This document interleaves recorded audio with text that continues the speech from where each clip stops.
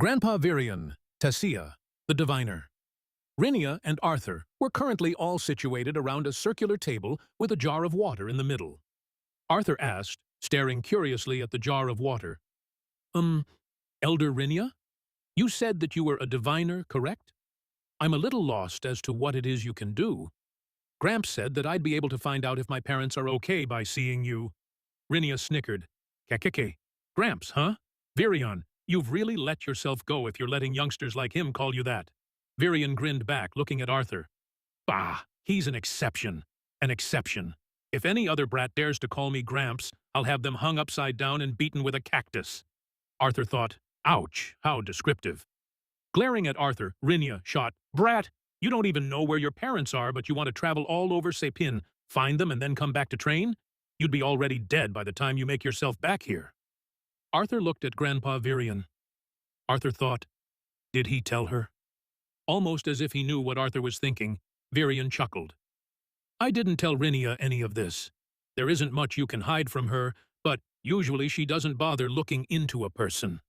What made you so nosy, Rinia? He directed his gaze towards the elderly lady. You and I both know he's special, Rinia replied. So special, in fact, that there are parts of his life that even I can't see. Arthur, whatever the beast that passed its will unto you is, it's not an ordinary beast. Limiting it to an S-class wouldn't give it justice.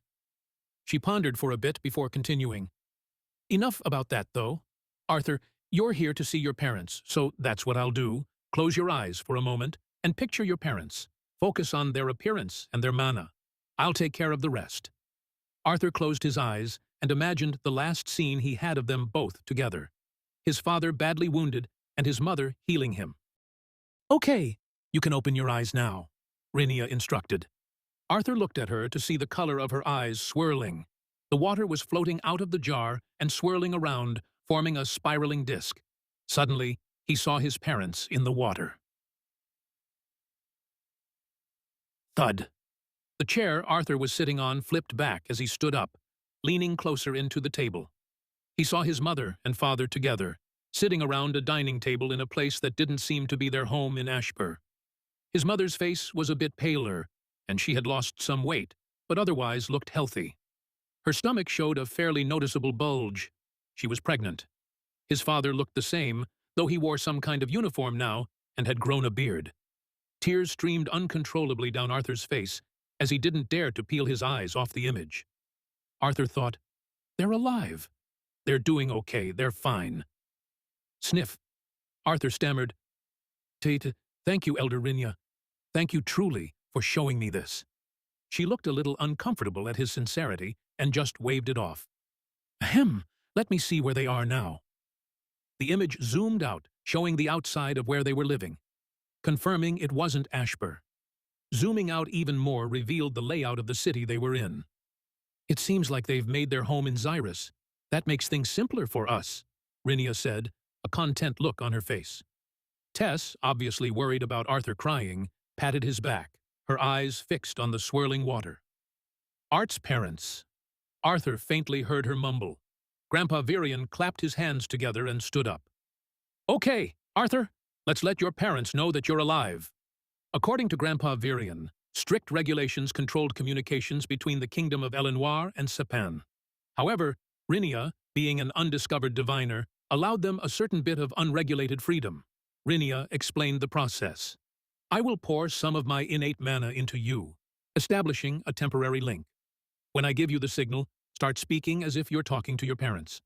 They will hear your voice inside their heads, so they may not believe it at first. Make sure to convince them it's really you. Remember, we're just letting them know you're alive. I'm going to emit your voice directly into both your parents' minds. I can't keep the connection up for long, so say what you need to within 2 minutes, she asserted, her gaze serious. Arthur nodded, his face turning serious as well. Begin, now, Rinia commanded. Her whole body started glowing the same color as her eyes, and Arthur saw the same glow spreading onto him. He breathed deeply and began. Arthur, speaking mentally. Hi, Mom. Hi, Dad. It's me, your son Arthur. You're probably really surprised hearing my voice inside your head, huh? There's a reason for that. Before that, though, I want you to know that I'm alive and safe. Again, I'm alive and well, Mom, Dad. I survived the fall, and I'm currently living in the kingdom of Elenoir with the elves. Please don't tell anyone else this. I don't have much time. A friend of mine is a deviant like you, Mom, a diviner, so I was able to see how you guys are doing. She is also allowing you to hear my voice. I want to go back as soon as possible, but I can't right now. No, I'm safe, but I have a sort of illness inside my body I need to get rid of first. Don't worry. As long as I stay here and get treatment, I'm 100% okay. So please, don't worry. I don't know when I'll talk to you like this again, but what's important is that I'm alive and I know you are too. Dad, Mom, both of you should be hearing this, so confirm it with each other. Remember, don't tell anyone where I am. Better yet, just act as if I was still dead. It may take months or even years, but I will be going back home. I love you guys. Sniff so much, and I miss you. Stay safe. And Dad, keep Mom and my baby sibling safe. Mom, Sniff. Please make sure Dad doesn't get into trouble.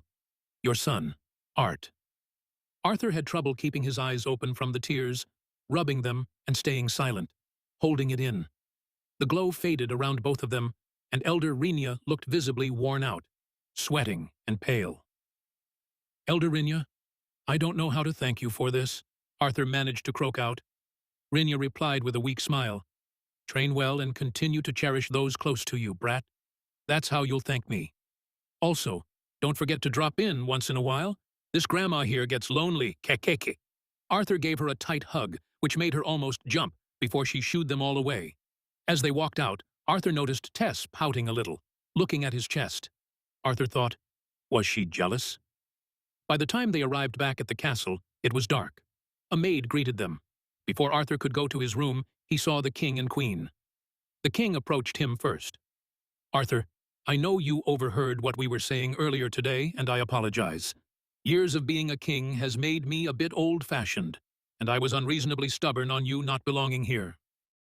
The queen continued, holding Arthur's hands. You are now Elder Virian's first disciple. This gives you more than enough reason for us to accept you. Even without that, you saved our daughter. Please, consider this place your home. I know you miss your parents dearly, but if I can be of any consolation, treat me as you would your own mother. She offered a sincere smile.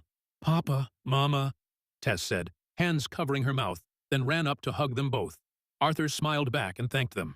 They were good people, looking out for their kingdom. Behind them, Grandpa Virian nodded approvingly before exclaiming, Brat, training starts tomorrow, so sleep early. Later, Arthur woke to immense pain covering his body, drenched in cold sweat as the burning sensation intensified. He clutched himself, trying to endure, when Grandpa Virian suddenly appeared. I didn't think it would be this fast, Virian murmured. He placed both hands on Arthur's sternum, his mana core's location, and emitted his mana. Slowly, the pain subsided, leaving Arthur panting. Thank you, Arthur wheezed out. Virian nodded. It's a bit early, but let's start training now. Looking out, Arthur saw the sun hadn't risen. He likely couldn't sleep again, so he nodded and followed Virian to the courtyard.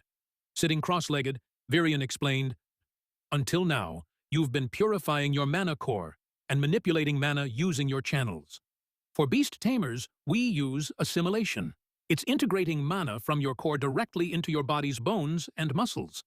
Throughout this period, your mana core won't develop, but that isn't the point. Once the mana is absorbed, you'll be able to start utilizing your beast's willpower.